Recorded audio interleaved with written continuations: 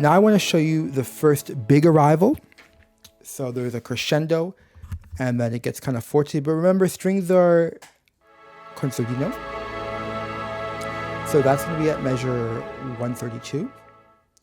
And here, notice how I convey a sense of arrival. We don't have any change of harmony, right? It's just an A major 7 chord. So there's got to be another way to convey a sense of arrival. So here I do it with the orchestration. So I add double bass, okay? Now they're arpeggiated, but we hear what the real harmony is, okay? So just by thickening the orchestration, it conveys a forte as well as an arrival, okay? Also, we have the violas there as well. Also, we have the trombones holding now and the tuba. So this is definitely going to feel like the depth, like a wash of sound. Now I want to talk about what I call the accelerando of joy and suffering.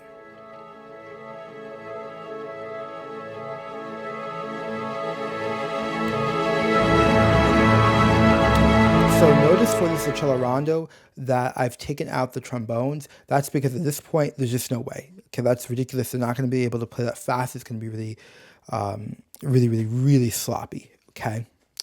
Notice as well that I add the viola, right? Because I've dropped it out, but I add it to help thicken the sound, to convey a feeling that, okay, we're moving forward.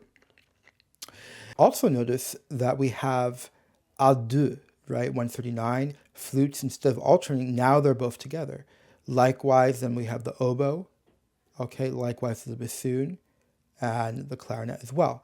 So the reason for that, of course, is to get a louder sound. But one thing you might be thinking is, well, this is going to be really uncoordinated, right? You have a accelerando, you have different instruments on different lines, it's all eighth notes. And what I am certain of here is that there's no way that this will be completely coordinated, okay? So sometimes we compose things that we know it's not going to be exact because this is really about a wash of sound, having all that energy. Now, incidentally, I think, if an orchestra was really professional and had the practice time, they could make it totally together and that would be something awesome.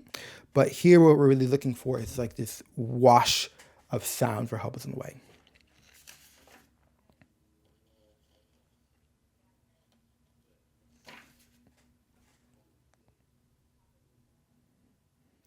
And then finally, speaking of wash of sound at 142, this is the final arrival, right? It's the fastest tempo.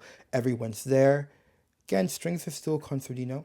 Notice that we have all the brass arrive, except for trumpets. And I think that's part of the beauty of the orchestration of Help Us on the Way. There's many sections like this where it's really the harmony isn't changing at all, but it's really the orchestration that is driving the musical interest. I think this would be really hard to translate to a piano. Much like there are certain Beethoven symphonies, right? When you hear certain parts on the piano, it sounds awful because he was really thinking for the orchestra. And likewise, in Help Us on the Way, I think there are certain passages that it's just, we got to hear this performed live. Thank you so much for watching, and let me know if there's other sections of the symphony that you'd like me to discuss.